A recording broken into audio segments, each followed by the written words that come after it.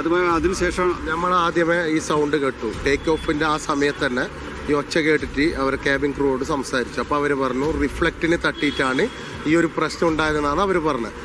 വീണ്ടും ചോദിച്ചു, അതിലൊരു ഹസീബ് എന്ന് പറയുന്നൊരു ക്രൂ ഉണ്ടായിരുന്നു, അവനോട് വീണ്ടും ചോദിച്ചു. അപ്പോൾ അവർ പറഞ്ഞത് ഇതാണ് ഇതിൻ്റെ വിഷയം.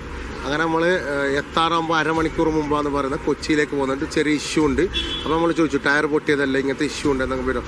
അല്ലാതെ നമുക്ക് മുമ്പേ അറിയായിരുന്നു അങ്ങനെ ഇങ്ങനെ. അപ്പോൾ അവിടെ അവർക്കത് അവിടെ സ്റ്റോപ്പ് ചെയ്യായിരുന്നു. അവർ ചെയ്യാതെ സൗദിയിലാകുമ്പോൾ ഈ എക്സ്പെൻസും കാര്യമെല്ലാം വയ്ക്കും. ഇത്രയും സമയം അകത്ത് ഇരുന്നിട്ട് ഈ പ്രായമായ കുറേ ഒരുപാട് ഉമ്മമാരൊക്കെ ഉണ്ട് ഉംറക്ക് പോയ, അവർക്ക് മറ്റൊരു ഫുഡിന് വെച്ചിട്ട് ഇതുവരെ അകത്ത് ഒരു ഗ്ലാസ് വെള്ളം ഇതുവരെ കൊടുത്തിട്ടില്ല. ഈ 1.5-2 മണിക്കൂറായി ഇവിടെ വെയിറ്റ് ചെയ്യും എയർ ഇന്ത്യ.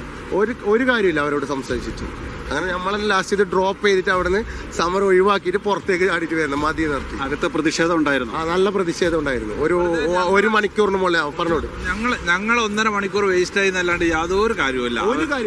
അവരെന്ന് പറഞ്ഞിട്ടുണ്ടെങ്കിൽ എന്താ ഒരു മാനസിക പരിഗണന, അല്ലെങ്കിൽ നമ്മൾ അവരെ കസ്റ്റമറാണ്, നമ്മൾ പൈസ കൊടുത്ത് വന്ന പാസഞ്ചറാണ്, നമുക്ക് പല അവകാശങ്ങളുണ്ട്. അതൊന്നും ഒരു പരിഗണനയില്ല.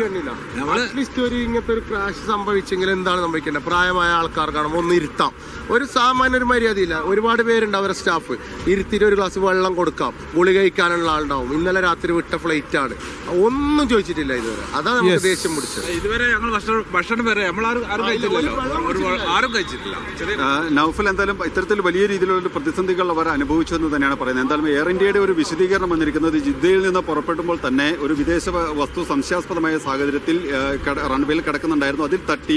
അതിനുശേഷമാണ് ഇത്തരത്തിൽ ചെറിയൊരു പ്രശ്നങ്ങൾ ഉണ്ടായത് എന്ന് തന്നെയാണ് അവർ നൽകുന്ന ഒരു ഔദ്യോഗിക വിശദീകരണം. എന്തായാലും എമർജൻസി ലാൻഡിങ് അവർ ഇവിടെ ആവശ്യപ്പെടുകയും പിന്നീട് സിയാൽ അധികൃതർ അതുമായി ബന്ധപ്പെട്ട ക്രമീകരണങ്ങൾ ഒരുക്കുകയും ചെയ്തു. എന്തായാലും യാത്രക്കാർ 160 പേരാണ് ഈ വിമാനത്തിൽ ഉണ്ടായിരുന്നത്. അവർ സുരക്ഷിതമായിട്ട് എത്തി എന്നുള്ളതാണ് ഏറ്റവും ആശ്വാസകരമായിട്ടുള്ള ഒരു കാര്യം. പക്ഷേ അപ്പോഴും ഇതിൽ പ്രായമായവർ ഉണ്ട്, കുട്ടികളുണ്ട്, അതുപോലെ തന്നെ വിവിധ മേഖലയിൽ നിന്ന് എത്തിച്ചേർന്നിരിക്കുന്ന ആളുകളെല്ലാം തന്നെയുണ്ട്. അത്തരത്തിൽ ആളുകളെല്ലാം ഈ വിമാനത്തിൽ ഉണ്ടായിരുന്നു. അവർക്ക് ഇവിടെ എത്തിയപ്പോൾ ഇന്ന് പുലർച്ചയോടുകൂടി അവിടെ നിന്ന് പോകുന്നതാണ്. ഇവിടെ എത്തി ഇവർക്ക് പക്ഷേ വിശ്രമിക്കാനോ ഭക്ഷണം കഴിക്കാനോ അതുമായി ബന്ധപ്പെട്ട മറ്റ് ക്രമീകരണങ്ങൾ ഒരുക്കാനോ ഒന്നും തന്നെ സൗകര്യം ഒരുക്കി നൽകിയിട്ടില്ല എന്നാണ് ഇവർ യാത്രക്കാർ എല്ലാം പ്രധാനമായും അവിടെ. നെടുമ്പാശ്ശേരിയിൽ എയർ ഇന്ത്യ എക്സ്പ്രസ് വിമാനമാണ് അടിയന്തരമായി ലാൻഡ് ചെയ്തത്. അത് ജിദ്ദയിൽ നിന്ന് പുറപ്പെടുമ്പോൾ തന്നെ ചില ശബ്ദങ്ങൾ കേട്ടിരുന്നതായി യാത്രക്കാർ പറയുന്നു. അതായത് ഏതോ റിഫ്ലക്ടറിൽ തട്ടിയതാകാം കാരണമെന്നാണ് ഒരു യാത്രക്കാരൻ പറഞ്ഞത്.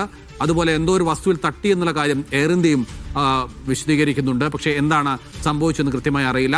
കരിപ്പൂരിൽ ഇറക്കാതിരുന്നു, ഒരുപക്ഷെ കരിപ്പൂരിലെ റൺവേ ചെറുതായതുകൊണ്ടാകാം. കാരണം ടയർ പൊട്ടിയ ഒരു വിമാനം ഇറക്കാവുന്നൊരു അവസ്ഥയിലല്ല, അല്ലെങ്കിൽ അതിനുള്ള സംവിധാനം ഒരുപക്ഷെ കരിപ്പൂരിൽ ഉണ്ടായിരിക്കില്ല. അതുകൊണ്ടായിരിക്കും നെടുമ്പാശ്ശേരിയിൽ ഇറക്കിയത്. ഏതായാലും യാത്രക്കാരെ ഇപ്പോൾ റോഡ് മാർഗം കരിപ്പൂരിലേക്ക് കൊണ്ടുപോകാൻ തുടങ്ങുകയാണ്. സിജോ വർഗീസാണ് വിവരങ്ങൾ നൽകിയത്.